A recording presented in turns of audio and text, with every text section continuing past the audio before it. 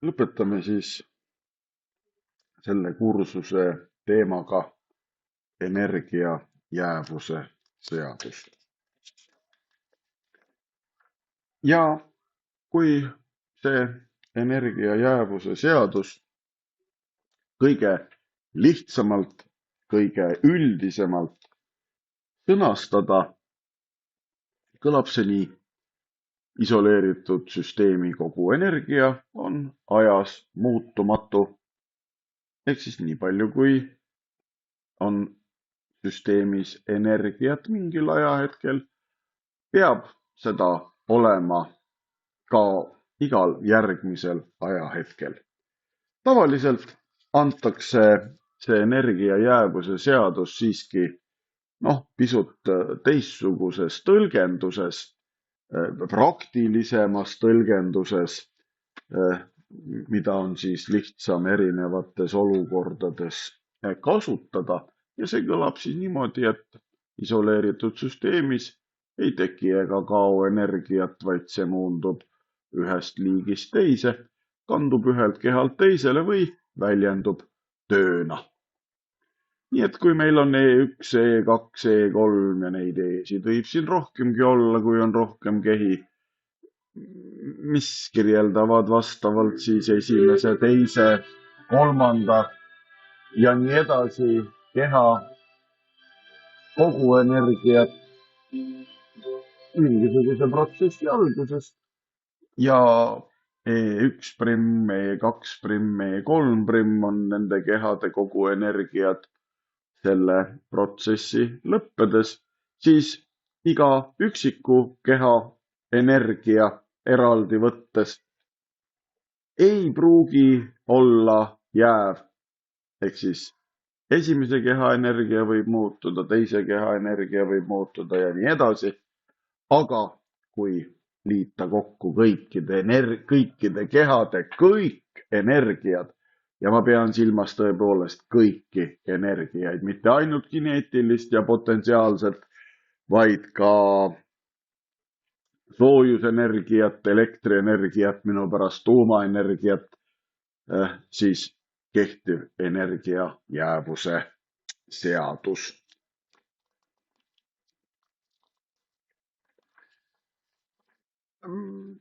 Me ütlesime, et energia võib väljenduda ka tööna ja siinkohal tuleb siis tähele panna siis seda, et kui tööd teevad süsteemi sisesed jõud, siis süsteemi energia väheneb ja kui tööd teevad süsteemi välised jõud, siis siseenergia, siis süsteemi energia kasvab. Ehk siis, kui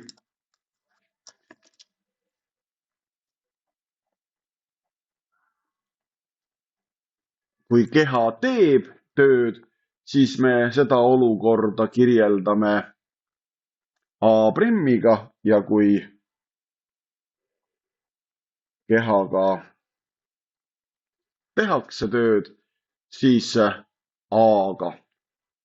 Ja tuleb siis tähele panna seda, et need kaks tööd on siis vastandväärtused. Nii et kui me mingisugust tööd otsima asudes saame negatiivse tulemuse, siis tuleb tõdeda, et mitte jõud ei tee tööd, vaid tööd tehakse hoopis selle jõu ületamiseks. Või siis vastupidi, kui keha siseenergia töö käigus kasvab, siis mitte keha ei tee tööd, vaid hoopis kehaga tehakse tööd. Nii et lepime kokku, et püüame edaspidi vältida töö negatiivset väärtust Ja kui siis arvutades juhtub tulema töö negatiivne, siis me muudame selle töö tegija ära. Ehk siis kui keha poolt tehtud töö tuleb negatiivne, siis ütleme, et hoopis kehaga tehakse tööd. Ja kui jõu poolt tehtud töö tuleb negatiivne, siis ütleme, et keha teeb tööd selle jõu vastu. Aga kokkuvõttes, kui süsteemis ei esine hõõrdumisi, teiste sõnadega mehaaniline energia ei muutu soojuseks, siis kehtib energia jäävuse seadus ka mehaanilise energia kohta ja mehaaniliseks energiaks nimetatakse siis kehade kineetiliste ja potentsiaalsete energiate summat. Ja siia lõppu siis 3 viimast näidisülesannet. Need on siis X, Y ja Z. Ülesanne X. Kui kiiresti liigub keha enne maapinnale jõudmist, kui ta hakkas kukkuma kiirusega 10 meetrit sekundis 250 meetri kõrguselt. Tegelikult selle ülesande puhul joonise tegemine ei ole kohustuslik, aga võib-olla aitab see joonis meil saada olukorrast paremat ülevaadet. Nii et alguses on meil siis keha maapinnast 250 meetri kõrgusel ja ta hakkab sealt kukkuma kiirusega 10 meetrit sekundis. Ja küsitakse, kui kiiresti liigub keha hetk enne maapinnale jõudmist, ehk siis keha kõrgus on selleks hetkeks saanud sisuliselt võrdseks nulliga. Nii et me teame ka siis muutunud kõrgust. Ja kuigi seda ülesannet saaks lahendada ka näiteks kinemaatika seadustega või võttes appi kehale mõjuva raskusjõu, on seda kõige lihtsam siiski teha energia jäävuse seadusest lähtuvalt. Nii et küsitakse siis keha muutunud kiirust. Ja paneme siis kirja avaldised keha kineetilise ja potentsiaalse energia arvutamise kohta ja kirjeldame siis keha kineetilist ja potentsiaalset energiat protsessi alguses ja protsessi lõpus. Kuna keha kiirus muutub, eks ole, siis muutub keha kineetiline energia, kuna kõrgus maapinnast muutub potentsiaalne energia, aga kui meie süsteemis ei esine hõõrdumist, eeldame, et ei esine, siis peavad kineetilise ja potentsiaalse energia summad protsessi alguses ja protsessi lõppedes olema ühesugused. ja asendan siis vastavad avaldised sellesse mehaanilise energia jäävuse seaduse avaldisse.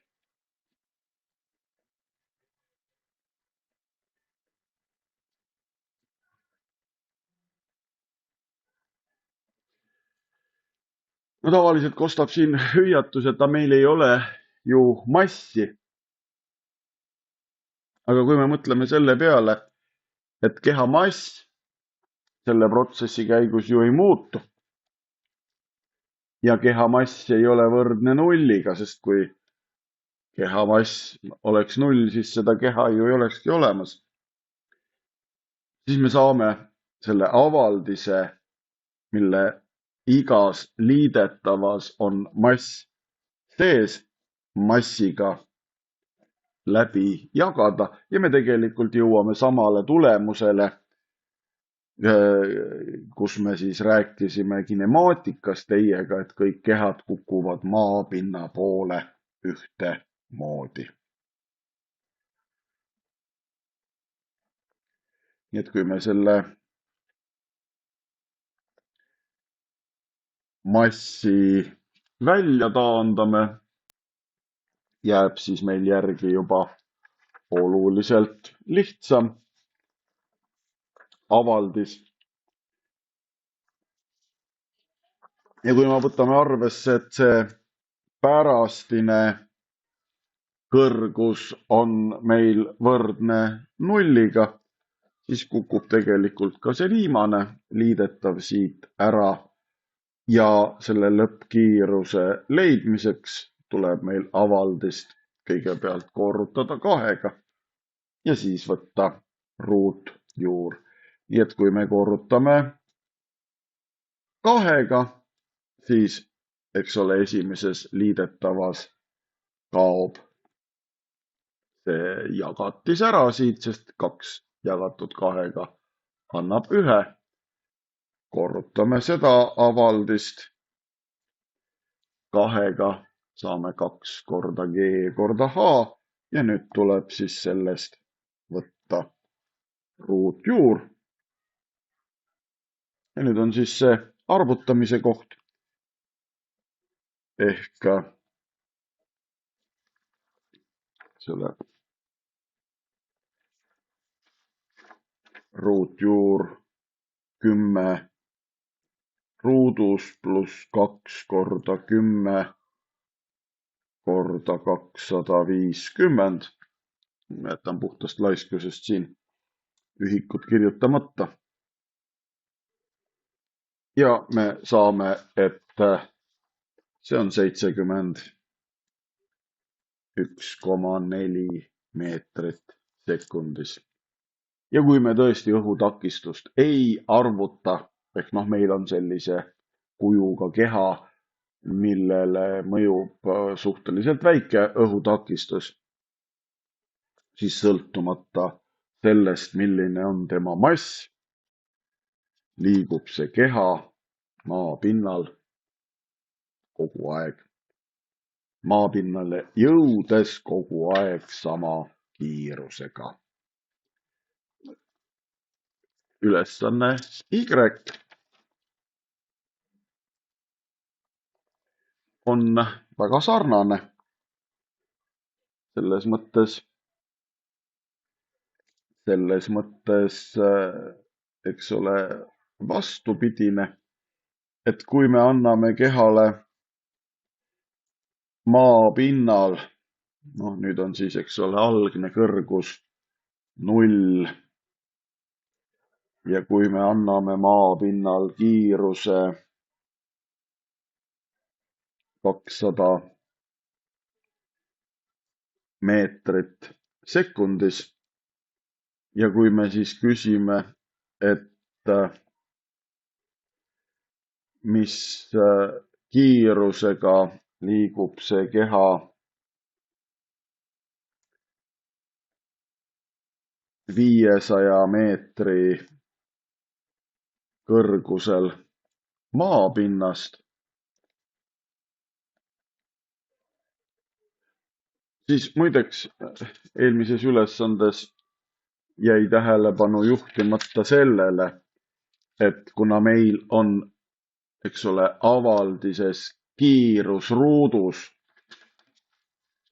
siis tuleb välja, et ei ole vahet, kas see algkiirus antakse suunaga alla, ehk sellisel juhul me peaksime selle kiiruse lugema negatiivseks või suunaga üles, nagu me kokku leppinud oleme, positiivseks, aga nii negatiivne arv ruudus kui ka positiivne arv ruudus annab ju ikka positiivse tulemuse. Meil läheb ka siin seda vabalangemise kiirendust vaja ja küsitakse taas kord seda pärastist kiirust. Ja jällegi seda ülesannet saaks lahendada ka kinemaatika valemitega, aga palju lihtsam on seda teha hoopis energia jäävuse seadusest lähtudes, ehk siis paneme kirja kineetilise ja potentsiaalse energia protsessi alguses ja selles protsessi vaadeldavas lõppfaasis ja tõdeme, et mehaaniline energia, kui me ei arvesta hõõrdumist, on jääv. Eks ole, kuna siin algne kõrgus on võrdne nulliga, siis algne potentsiaalne energia on võrdne nulliga. Ja et siis mitte ballasti kirjutada, ma seda nulli siia avaldisse ei asenda.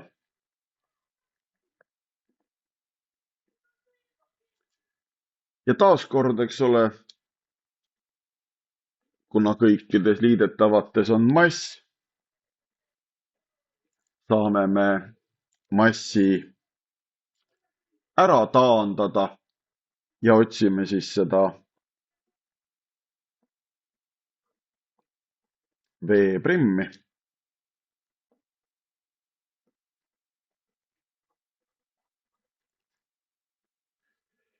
Ehk siis on ju taaskord korrutan 2-ga ja võtan ruutjuure.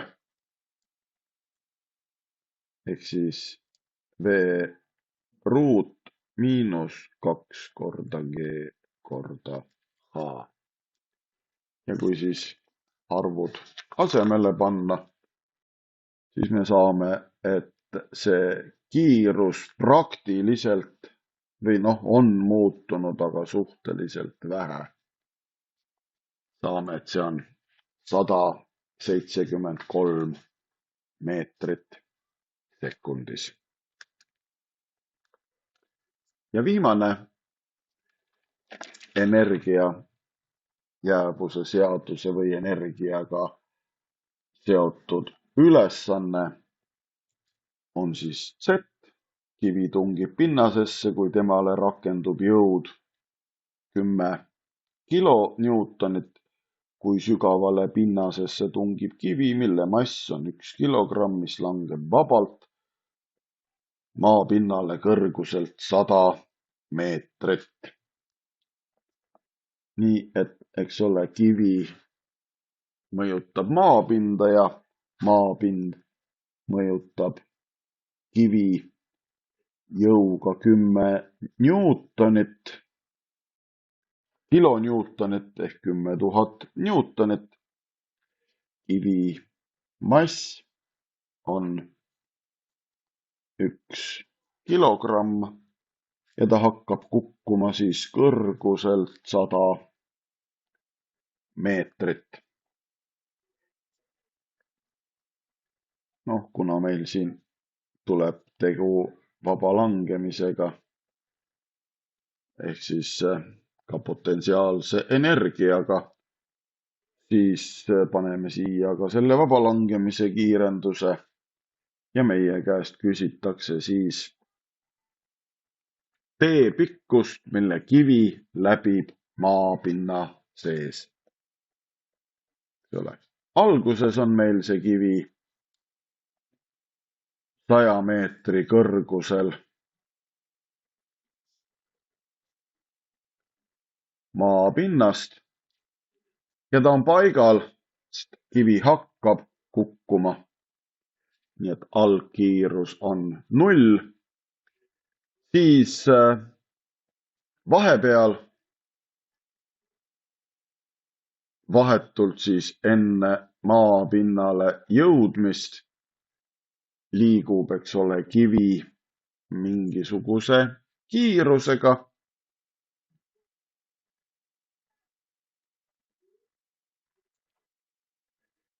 Ja nüüd on siis see kõige huvitavam koht, ehk siis kivi mõjutab maapinda ja maapind mõjutab kivi mingisuguse jõuga.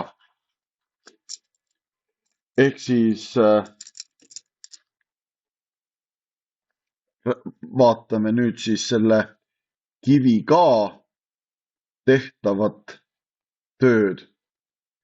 Eks ole, see jõud on siis liikumisele vastassuunaline, ehk siis, eks ole, keha läbib mingisuguse teepikkuse, ehk siis sooritab nihke, mis on vastassuunaline selle jõuga, ehk siis nurk liikumise suuna ja jõu vahel on 180 kraadi.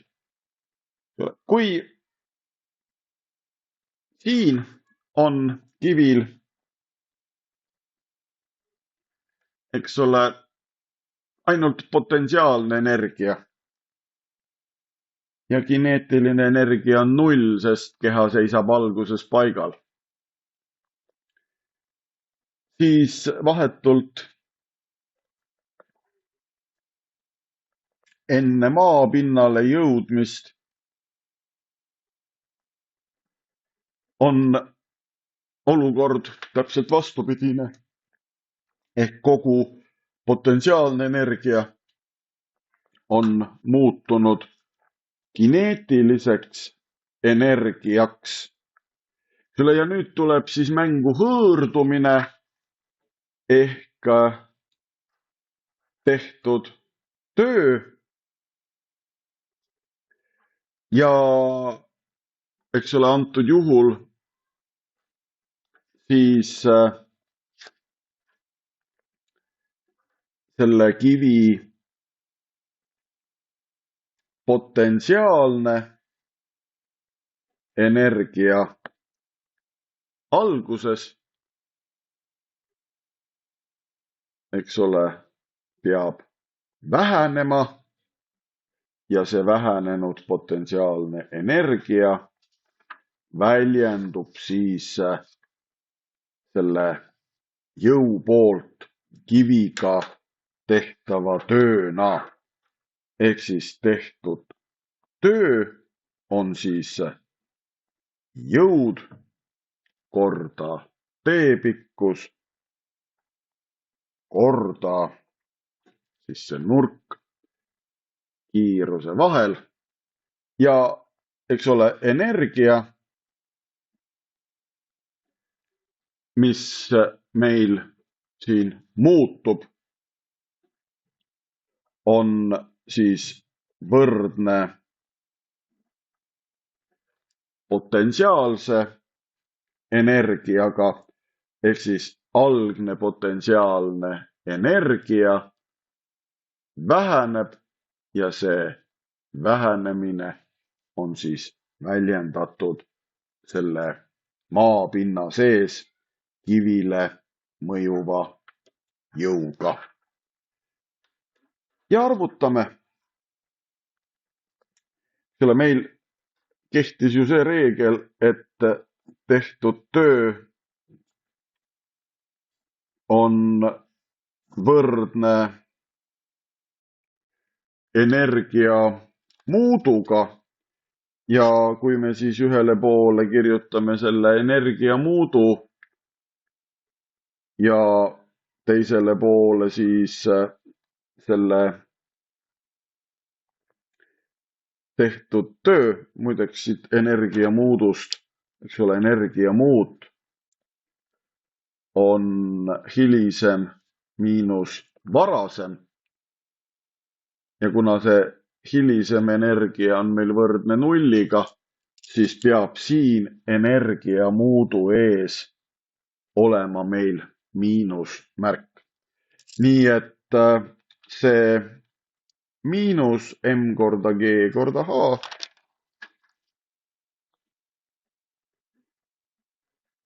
on siis võrdne f korda s korda koossinus alfaga. Ja eks ole, alfa oli meil 180 kraadi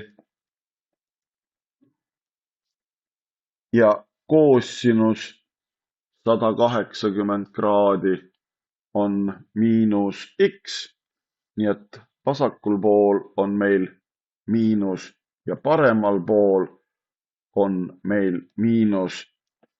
Me saame selle asja siit siis miinus ühega läbi korrutada või läbi jagada. Ja saame siis, eks ole, sellise avaldise. Ja kui me nüüd siis otsime seda S-i,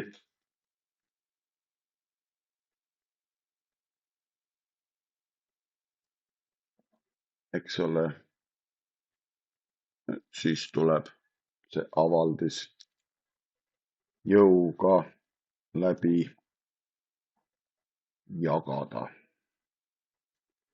Nii et kui me paneme nüüd siis arvud asemele, mass oli meil 1 kilogramm, vaba langemise kiirendus on 10 meetrit sekundis ja kõrgus oli 100 meetrit. Ja jõud oli meil siis 10 000 newtonit, siis kalkulaatorisse, siin ei pea isegi kalkulaatorisse toksima. Saame vastuseks 0,1 meetrit ehk siis 10 sentimeetrit või 1 detsimeeter, kui soovite. Nii et nendes tingimustes see kivi läbib siis maapinna sees 10 sentimeetrit, nii et kui kivi enda läbimõõt on 10 sentimeetrit või väiksem, siis kaob see kivi üleni maa sisse. Sellega on siis viimane näidisülesanne lahendatud ja kursuse teooria osale võime joone alla tõmmata.